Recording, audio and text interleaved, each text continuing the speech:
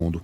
Está conosco uma das vozes mais importantes aqui no Brasil da pandemia, que foi o doutor Marcos Boulos, infectologista, fez parte do time de contingência da doença aqui em São Paulo, conversou conosco diversas vezes a respeito desse assunto.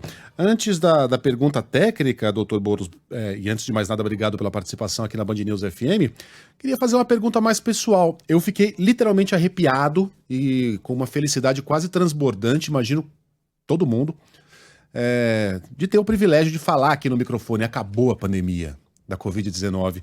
Imagino como o senhor, que trabalhou diretamente, que viu tanta gente morrendo, deva ter se sentido quando ficou sabendo dessa notícia. Bom dia para o senhor. Bom dia a todos os ouvintes também. Não, claro que essa é uma excelente notícia, a despeito que a doença não acabou a pandemia, né? Então, ou seja, ela continua, vai continuar entre nós, provavelmente aí com vacinas anuais, porque vocês sabem que a pandemia, a última grande pandemia de 2 anos atrás agora, a epidemia do H1N1, ela até hoje nós tomamos vacina para ela depois de 100 anos, mais de 100 anos, né? Então, ou seja, a doença veio para ficar. Não de forma epidêmica, de uma forma importante, mas ela vai acontecer provavelmente, aumentar o número de casos, principalmente em épocas de frio, e nós vamos ter que vacinar e nos proteger.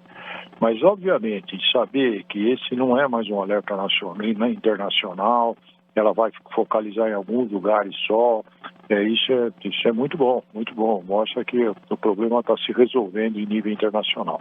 Sim, doutor, agora a Roberta falando, mas a gente olha para trás com tudo que a gente viveu, mais de 700 mil mortos, ficamos reclusos, fechados durante um tempo, e é claro que isso dá muito otimismo e felicidade. Queria que você falasse um pouquinho da importância da vacinação no momento que São Paulo vai começar a vacinar com a bivalente, que também protege contra a variante Ômicron, toda a população maior dos 18 anos. Veja, é importante.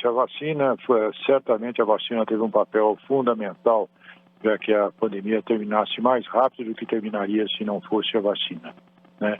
Então, por isso a vacinação deve continuar, e provavelmente esta vai ser, não vamos ter mais vacinas este ano, provavelmente, né? Provavelmente ela se repetirá o ano que vem, mas aí são vacinas de rotina que nós devemos fazer, como nós fazemos anualmente a vacina da gripe, né? Então ela deve ser incorporada ainda, se possível, na mesma vacina da gripe, por o componente também do coronavírus, para que pudesse proteger contra todos com uma picada só. Mas é importante, aqueles que ainda não se vacinaram devem procurar a vacina, porque a doença continua, vocês veem, diminuiu o número de casos, diminuiu a gravidade, principalmente por causa da vacina, mas eles estão acontecendo ainda, e devem acontecer ainda um restinho de doença por algum tempo ainda. E, doutor, vírus recrudescem? Eles podem voltar mais forte por alguma razão ou não? A gente pode confiar que agora a Covid, embora permaneça conosco, já não oferecerá um risco como o que ofereceu no passado recente? Não, ela pode voltar de maneira mais importante, mas não na maneira que aconteceu desta vez, como aconteceu na primeira vez. Voltando ao exemplo do H1N1, que foi a gripe espanhola de 1918, ela acontece anualmente, e teve ano, por exemplo, em 2009, nós tivemos uma pandemia por ela, ou seja, ela se disseminou de maneira importante outra vez esse vírus. Não, repito, não da maneira que ocorreu originalmente, até porque parte da população mundial já teve contato com o vírus, quase todos já ficaram gripados, então tem uma certa proteção. Então não vai ter mais o mesmo impacto, o mesmo número de mortes, uma disseminação da maneira que ocorreu. Mas pode ocorrer outras vezes ainda surtos maiores quando diminui a imunidade da população ou quando as pessoas, por algum motivo, deixam de vacinar anualmente, então ficam mais fragilizados, ou seja, mais suscetíveis a ter novas infecções, que ela volta a ocorrer em décadas, talvez menos do que isso, mas provavelmente mais do que décadas, porque como nós tivemos uma grande agora, então isso vai ficar, uma epidemia grande, isso vai ficar por algum tempo, mas pode voltar sim. Doutora, a gente viu nesse período pessoas que decidiram por diferentes motivos ideológicos, enfim, não se vacinar.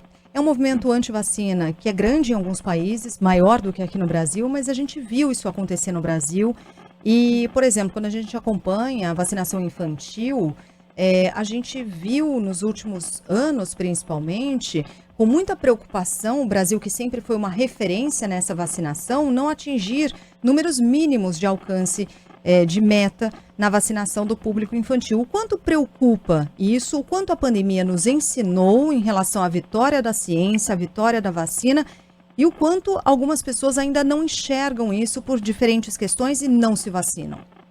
Você sabe que essa é uma preocupação que tem perseguido a todos nós há bastante tempo, né?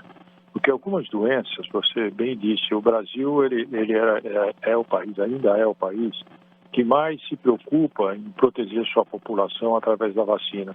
Nosso Plano Nacional de Imunizações é muito bom, certamente é um dos mais importantes do mundo. Porém, tem diminuído o índice de proteção contra as vacinas, algumas doenças.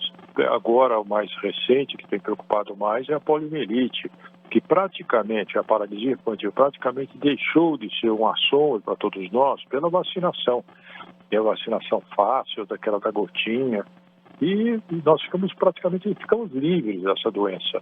No entanto, ela não está livre no mundo todo. Então começam a aparecer novos casos em alguns lugares, expondo as populações que estão livres. E no nosso caso, o nível de imunização, de vacinação contra a poliomielite diminuiu bastante. Então, claro que corre o risco. A mesma coisa acontece com o sarampo. Nós somos considerados pela Organização Pan-Americana de Saúde livres do sarampo há algum tempo atrás. Porém, a diminuição da cobertura vacinal e a proximidade com países como a Venezuela, que estava tendo muito sarampo, fez com que explodisse outra vez o número de casos de sarampo, porque nós estávamos com uma cobertura menor.